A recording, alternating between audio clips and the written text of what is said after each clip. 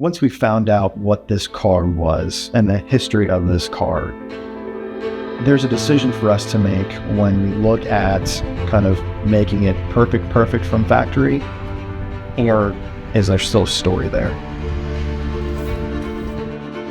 And being able to tell that story through the patina of the car, through the rock chips, I think adds something special to that car over and above just a 959 that's been restored. This specific car actually was purchased by General Motors. Actually purchased directly from Germany, flown over to Michigan, and it was at the proving grounds just to do testing on to see how they can make the Corvette even better. So to be able to talk about those different little changes that have been made over the years, but still making the car completely functional, clean, perfect, when we look at it on a kind of a mechanical side of things, is really what we've been striving for in this particular restoration. When we look at interior is in great condition. The seats need to be cleaned. So we're going to do a deep cleaning on the seats, but the dash is great.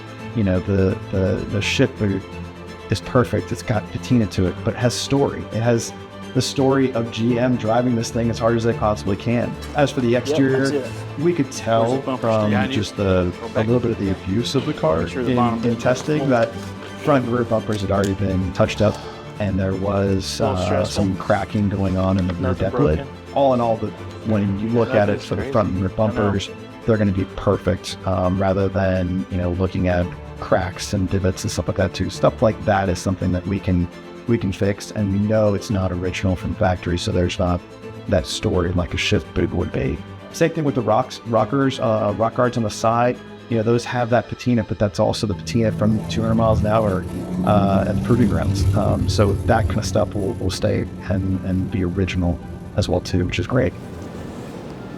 Definitely a lot of nervous energy when that thing started up for the first time. Didn't go without a quick little oh crap moment with the fuel line, but it's kind of neat to see everybody work through it and be a part of that engine getting started up for the first time, and who knows how long. But it ran, and it ran how actually better than we initially anticipated.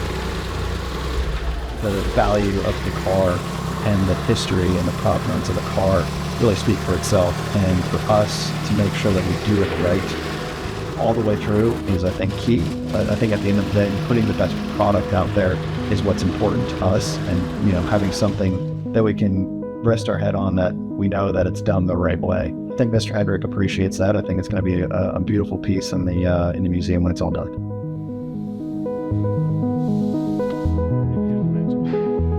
Seals in here just started to deteriorate.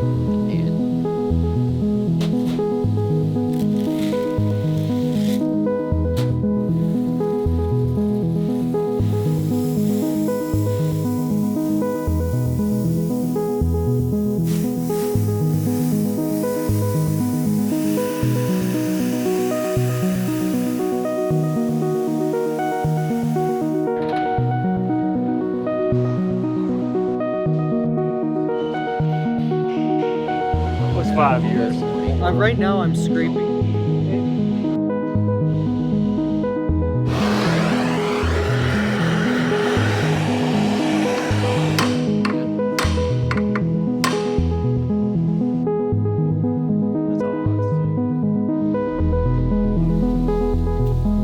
Being a part of the Restoration Challenge has been so much fun.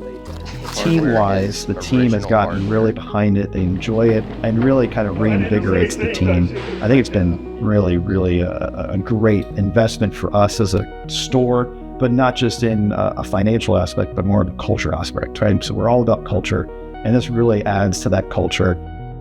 This is what we work for. This is what we strive for. Having these fun, different things to be able to look at and to be a part of is what is down the pipeline for maybe a technician that's early on in their career.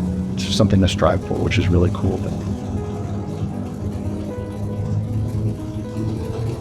I would do it all over again. I think when we look back at it, 959 obviously is probably a pretty ambitious goal and car to do, but I think to do it the right way is kind of the way we do it at Hendrick.